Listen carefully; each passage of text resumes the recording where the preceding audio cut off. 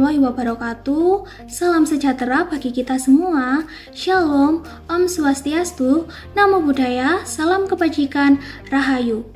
Perkenalkan, saya Kansa Patrisya Izzat Khair, mahasiswa Universitas PGRI Kanjuruhan Malang dari Fakultas Ilmu Pendidikan, Program Studi Pendidikan Pancasila dan Kewarganegaraan Angkatan 2023 dengan NPM 23040104029. Video ini saya buat untuk memenuhi tugas ujian akhir semester mata kuliah Filsafat Pancasila dengan berdasarkan materi yang telah saya pelajari selama 1 semester ini. Makna filsafat Pancasila menurut pemahaman saya yaitu yang pertama, filsafat Pancasila sebagai dasar filsafat negara dan pandangan hidup bangsa Indonesia. Filsafat Pancasila merupakan dasar pemikiran yang menjadi landasan dalam mengatur kehidupan berbangsa dan bernegara. Jadi sebagai dasar filsafat negara, Pancasila ini memberikan arah dan pedoman dalam penyusunan hukum, kebijakan, dan segala aktivitas kenegaraan agar selalu sesuai dengan nilai-nilai yang luhur. Selain itu, filsafat Pancasila juga menjadi pandangan hidup bangsa Indonesia yang berfungsi sebagai petunjuk dalam bersikap, berpikir, dan bertindak dalam kehidupan sehari-hari demi tercapainya keadilan, persatuan, dan kesejahteraan bersama. Makna filsafat Pancasila yang kedua menurut saya yaitu filsafat Pancasila sebagai jiwa dan kepribadian bangsa Indonesia.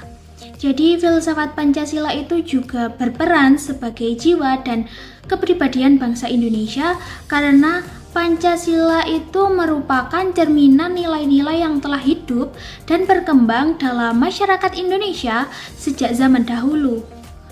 Sebagai jiwa bangsa, filsafat Pancasila menjadi sumber kekuatan yang mempersatukan bangsa Indonesia dalam keberagaman. Dan sebagai kepribadian bangsa, filsafat Pancasila itu membentuk karakter bangsa Indonesia yang ramah, gotong royong, adil, menghargai perbedaan, dan menjunjung tinggi nilai persatuan.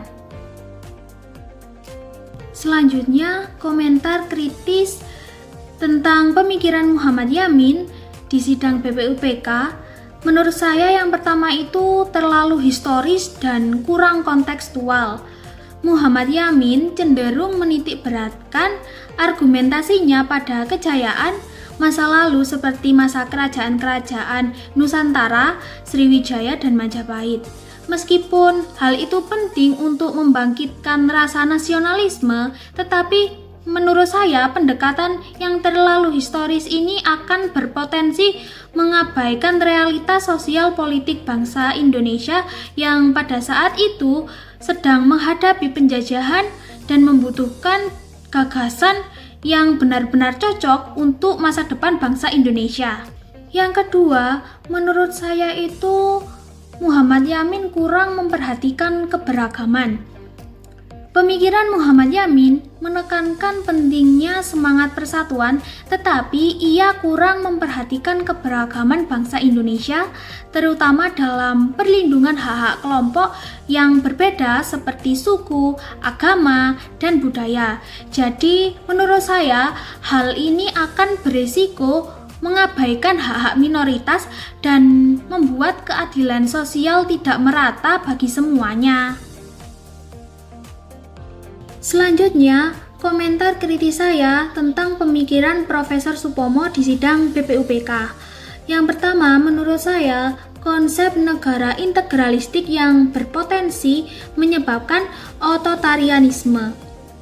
Profesor Supomo mengusulkan negara integralistik yang mengutamakan kepentingan negara secara menyeluruh. Namun, menurut saya, konsep ini akan berpotensi mengabaikan hak-hak individu dan membuka celah bagi sistem pemerintahan yang otoriter dan kurang demokratis. Yang kedua, menurut saya, penghapusan multipartai, dan minim perlindungan hak asasi manusia. Supomo mengusulkan penghapusan sistem multipartai dan menggantinya dengan sistem korporasi. Usulan ini dikhawatirkan dapat membatasi kebebasan politik dan hak asasi manusia. Pemikirannya juga kurang menekankan pentingnya perlindungan hak-hak asasi warga negara secara jelas. Jadi, sehingga akan berpotensi membahayakan kebebasan individu, terutama dalam negara yang terlalu mengutamakan persatuan tanpa batas. Selanjutnya, komentar kritis saya tentang pemikiran Insinyur Soekarno di sidang BPUPK. Yang pertama, menurut saya kurangnya kejelasan dalam implementasi Pancasila. Insinyur Soekarno memang berhasil merumuskan Pancasila sebagai dasar negara yang mempersatukan bangsa Indonesia. Namun, dalam sidang BPUPK, ia belum menjelaskan secara rinci bagaimana penerapan nilai-nilai Pancasila dalam sistem pemerintahan maupun dalam kehidupan bermasyarakat. Jadi hal ini akan menimbulkan Pancasila dapat berisiko menjadi konsep yang hanya bersifat simbolis tanpa arah penerapan yang jelas. Yang kedua, penekanan berlebihan pada persatuan tanpa menjamin hak individu. Insinyur Soekarno sangat menekankan pentingnya persatuan dan kesatuan bangsa. Namun, ia kurang memberikan perhatian khusus terhadap jaminan perlindungan hak-hak individu dan kelompok minoritas.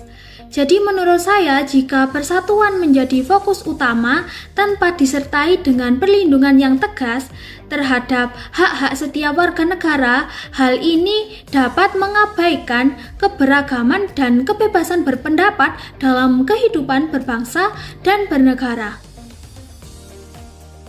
Selanjutnya, pemikir perempuan dalam sidang BPUPK. Maria Ulfa Santoso adalah pemikir perempuan pertama yang menjabat sebagai menteri. Kehadirannya itu sangat penting karena mewakili aspirasi dan suara kaum perempuan pada masa itu dalam sidang BPUPK.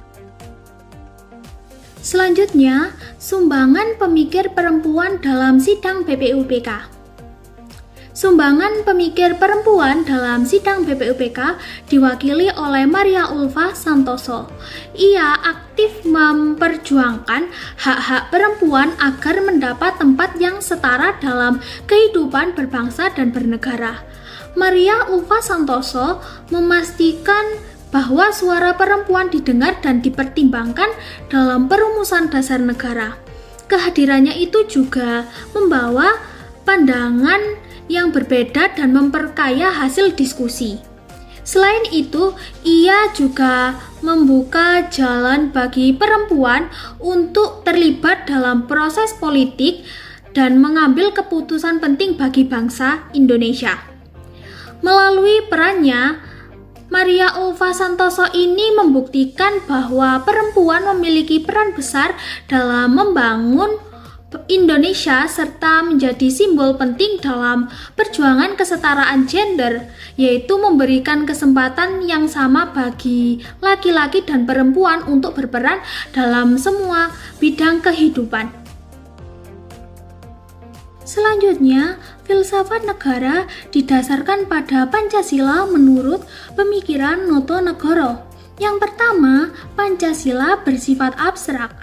Menurut Noto Negoro, filsafat negara itu didasarkan pada Pancasila karena Pancasila memuat nilai-nilai dasar yang bersifat abstrak seperti ketuhanan, keadilan, dan persatuan yang menjadi fondasi penting dalam kehidupan berbangsa dan bernegara. Jadi, nilai-nilai tersebut bukan hanya sebagai konsep, tetapi menjadi pedoman moral dan arah kebijakan negara. Selanjutnya, yang kedua, Pancasila bersifat universal, kolektif, konkret, dan pribadi. Pancasila bersifat universal dan kolektif karena berlaku untuk seluruh rakyat Indonesia, namun juga bersifat konkret dan pribadi karena harus dihayati dan diterapkan dalam kehidupan sehari-hari. Jadi, inilah yang membuat Pancasila cocok menjadi dasar filsafat negara karena mampu mengatur kehidupan bersama secara adil, seimbang, dan bermartabat sekaligus membentuk kepribadian yang mulia bagi setiap warga negara. Selanjutnya, kaitan antara warga negara dengan filsafat negara dalam mewujudkan cita-cita NKRI. Menurut saya, yang pertama itu warga negara sebagai pelaku utama dan subjek pelaksana. Warga negara merupakan pelaku utama dalam mewujudkan cita-cita Negara Kesatuan Republik Indonesia atau NKRI. Mereka juga memegang peran penting sebagai subjek pelaksana yang bertanggung jawab untuk memahami, mengamalkan, dan menjaga nilai-nilai Pancasila dalam kehidupan sehari-hari. Jadi, melalui peran aktif warga negara dalam bermasyarakat, berbangsa, dan bernegara, cita-cita nasional dapat diwujudkan secara nyata. Yang kedua, menurut saya yaitu filsafat negara sebagai pedoman moral dan hukum. Jadi, filsafat negara yang berlandaskan Pancasila menjadi pedoman bagi warga negara dalam berperilaku dan berinteraksi dalam kehidupan berbangsa dan bernegara. Dengan mengamalkan nilai-nilai Pancasila, warga negara diharapkan mampu untuk mewujudkan cita-cita Negara Kesatuan Republik Indonesia atau NKRI seperti keadilan sosial, persatuan, dan kesejahteraan umum yang sesuai dengan tujuan dalam pembukaan Undang-Undang Dasar 1945.